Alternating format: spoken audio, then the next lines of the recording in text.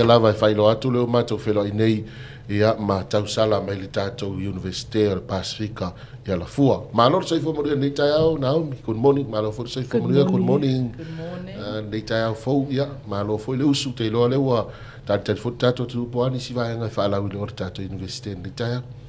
Whataila mo lava noa i o le tai au nei, ia o le i le waituanga lea fo i la whasaunia tua i lea la ua tatala ina ia enrollment mo le semester lua. Ia e wae toa amata le semester lua le so lua tasi o Iulai. Ia le tatala ia enrollment. Ia o le whaalawilo maasani al mātou fo i vaenga o me mana o mia la le pe whapete e te sua tu i o e whailau lau enrollment. Ia wae ia le fo me whaatumu. Ia o me maasani a ia mana o mia pe o la ta passport. O tusipasi, pe whanau, ia ma a whapefo te whaingaruenga. Wai fu apokalame whaawau mo ngai tangata whaingaruenga. Ia mau mia la le CV, ia ma le reference ma le whaingaruenga. Ia o le taimi fo i nei le una i whale le stala online. Lai open ale online mo nisi fo e wai. Bisi ngaruenga. E le tatala le online e wha so ai toi foi lau apalai ia e fatoa mata la le nei semester le so lua tasi o Iulai masina ni o masina fo ia Iulai next month next month o ia ni va vita uli o lo tula i mai le fatino o tato restala nei taimi nei le ai le solonga le ia le fa luni o le enrollment mo le semester lua o le avano tato o al Pasifika Naomi mo le lautelo le tunu pe ia e mo le lautelo la tunu i pe whena whailo atu e fo i e pokalame mo ngai tangata whaingaruenga e fo inisi e whape mo le mātaua ia ana watau i e whaawawina onga po whea lava i te ai po o Mālua, Piula, NUS, po o USB ia o nauno ta inga ia whaawau pia ia wa onga. Okay, is there anything you want to add for the restriction? For the restrictions in enrollment, no, but I just want to stress there's no enrollment fees. For USB, there's no enrollment fees. It's free. The only fees that you pay is your tuition fees. So this year, we Samoa campus is on discounted prices. So usually it's if you used to pay 800 last year for one course, this year you pay 400. So there's a big discount for our students this year, and I encourage them to take this opportunity and come in. We also have financial assistances. At the moment, we have the bursary scholarship out, funded by USB, of course. It's applied to students from low-income families. So 50% of your school fees will be paid by USB and only 50% for your families. Is there any limited number for those who apply for the scholarship? No limited numbers. All you have to do, apply, and USB will decide. But there are documents that you need to also fill up. But first, enroll, come into USB, and then from there, we'll look at the financial assistances. I also want to add, we have another form of payment is partial payment or installment agreement, where the students sign up, pays 50% of their fees, and then the other 50% they can pay right up to before the study break and then final exam. So yeah, we're quite flexible with our assistances for fees, because we all understand that times are hard, and we just hope that students still come in fresh from high school, or like what Ruta said, straight, even if you left school for so many years, you can still come in, or even if you're working. Thank you.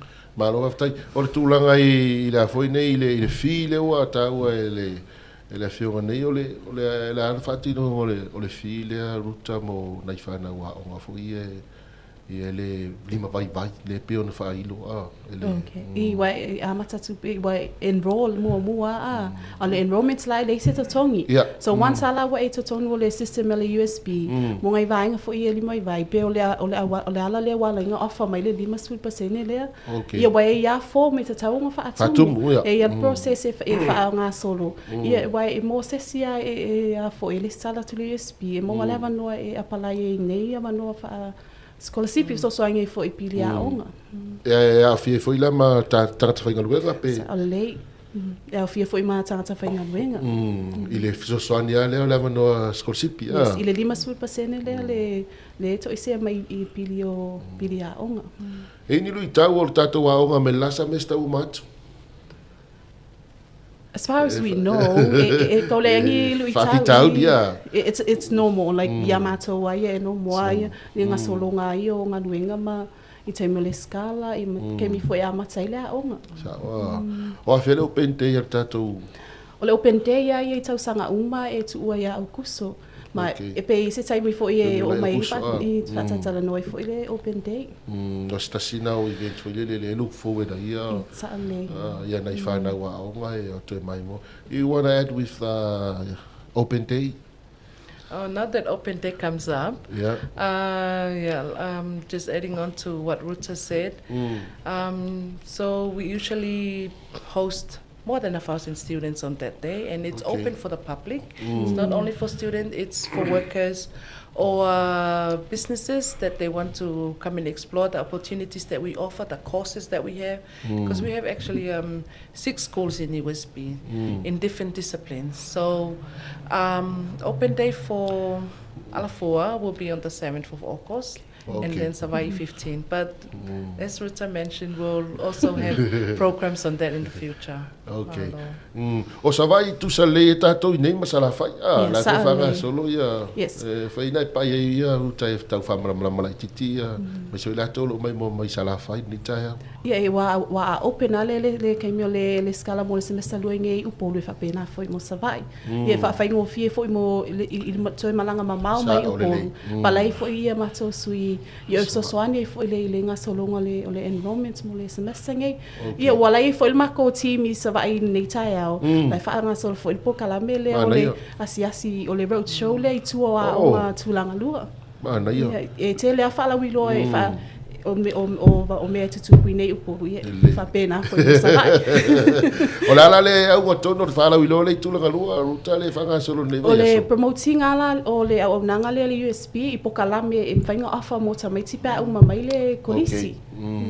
Tu sa le ua nga I tātou university hoi lea e tau wha matala le mawha forta miti le I lalo le primary school e au mai lunga ua. Le I kolisi mo o kolisi, ok, o le te whapeo tūlanga lunga, o kolisi.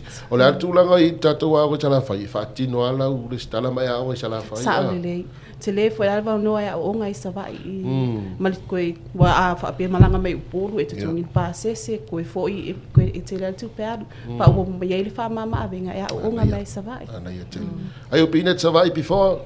Oh yes, Savai, the big island, yes, it's beautiful.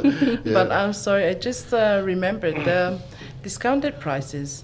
It only applies for bachelor. For if you come and study degree. If you're doing foundation and preliminary, it does not apply to that. You have to pay the full price and also MBA. So, but if you're doing a degree in any discipline or a master's or postgrad study, yes, the discounted price applies to these students. So what's the fee for the... it depends on which course you're taking. Yes, but like I said, all prices are lower for Samoa campus this year. And hopefully the next couple of years to come, but for this year, yes. Malo whawhitai. O le e nisi vaenga whai ue lua te whesau noi ruta ni tai awa o lava pema to e tātou taimi. Pau sina whaopopo le a whapea ni vaenga fia malamalama ati le enrollment vaenga susua tu o le ofisa. Ia si mato vaenga e sosoani toi foi. Toi whaopopo tu pea e le eise tatongi o le enrollment. Sawa, enroll fua. O le si vaenga hoi le li uta le tātou tiptiloi o le una ia o nai tātou tangata hoi le wae o ia aso. E pe umaro le ha ongor korisi. Pe ua ngata hoi le opportunity tawa o. Ia le umana ia le... la sautu ala lo vaenga le ruta I latou le o toia onga ia latou foi la ia na uta inga I toe fia fala tele malama pe foi latou we ele na mala ina to te ruta ta foi ngalu o la foi toe fia fala tele latou malama ta o au se ava no le ni foi ona toi whaalau te rele malama tātou au. Ia, saule. I sua tu pei o, whatatala no pea, wala so se tu ainga por kalame. So se sia pola, e wai e foi nei, e sa e nei whanau umale a onga tulanga lua. Wale, se nau no ta inga foi lele, toi la onga pei, tai mea whai toi ia whaalau i lua. Tu sa lai whaapea la toi ele, toi mo se avanoa, ba. O lo iai la vale avanoa. Ioi, wai, toi ngā mea foi lele leang na umalo lea onga, le keep up i korisi. Sa lo no for fale fatu ainga tausi. La lai fa pe fai ngofi ala walu pe so pe sili ar koya o.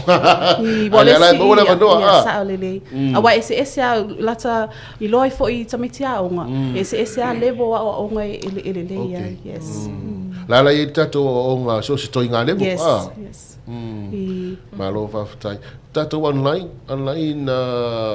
Facebook me va pena ma o mai tato nanga pe va pe te ua. Yeah, sa lele. Ya, si vai nga vai o ternita eu. O nei minute eu na fa mai ele tato fa Talanoaga. No, Faftai, anything you want to add on? Just a phone number, please do call in if you do have questions or inquiries. To call in with 21671 or 842161. We have those numbers. Call in. We are in USB, ready to answer all your queries. Thank you. Malo Faftai. Ya, ole na ole nisina vaenga pe ona fala wi lo tato University al Pacifica ya la fua ole vaenga ta ua lava. Ole le ai o se tupe to ngia o la restala fua ya vaenga mo mbie pe ona fala wi lo tato vaenga tita ya. Ole ato passport ya male pe fana la to fo la to le tono nga luenga mo mbia la CV ya vaenga mo fa pena. Ya pe ona tu ina to tato pokalame to lo minuta te tale le valu te lo ta ulunga le tato fatal no to mo si fa po tato va nga male tato university ya la for ni ta ya manu ya fo inga luenga la ta pena to fa ngon leva yas Manu ya fo ne yaso ya man fa ngon leva yaso ya tato fatal no na